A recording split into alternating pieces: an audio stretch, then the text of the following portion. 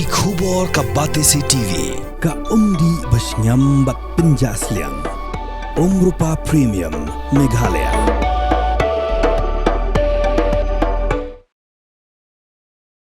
Kakurnya terhadap National Awakening Movement hakar pusat teruk ujuliu arajar alpusan Tyrwa ke Executive Committee belailam the Voice of the People Party bahkan Pynkylla no iki edi rules ke basispa arpopra Khnam ki wepak ke jai penriu ki bam de ki khasi ke nyolat panyeshim benta hajin tap vote hak election jong district council hajin kran baki lat pathai kubor Working President jong Khnam uba Thomas Pasa uliat ho bagaseng dang shan kaladep pinsngo ya kadi jing dawa hakmat UCM jong ki HADC berulong ru bakum gaseng ka kermen ba kadi dor baliur kebudaya syakmat menta kan shim ya karai lo kadi jing Tyrwa jong Khnam jing syong dor bar jong ki HADC na sedang ndang sini but ni don ka wei ka kermen kuman chukmau hakini ki kinde pernah ada ngilwani kundu ya UCM Ilawan rak kawai ke jingdawa ke jongi ban Pynkylla no ya ka idi ru ke basis pa aku kra.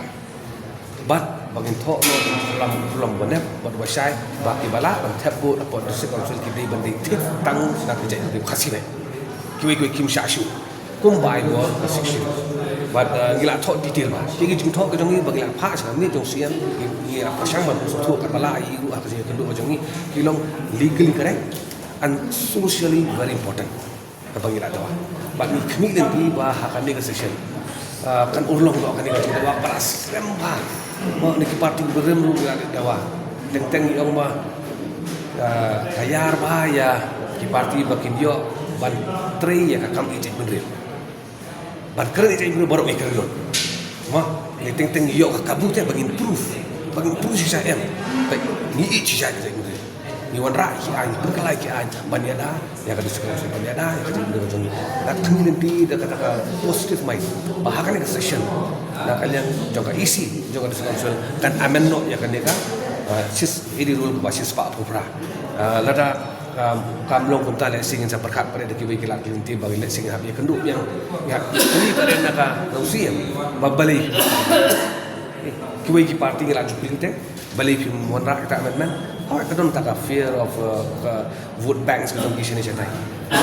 Ni community bakal numpo yang dah vote bagi kami itu yang ya ka UCM atau HDC.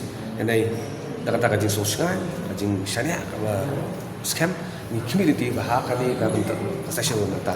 Ni Pynkylla no idi rule ko basis pa arupra. From the hills of the east, a new voice rises.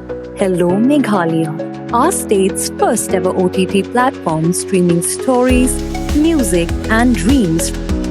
From folklore to films, beats to breakthroughs, this is where culture meets creativity. Discover award-winning talents, breakthrough creators and untold stories that deserves to be seen.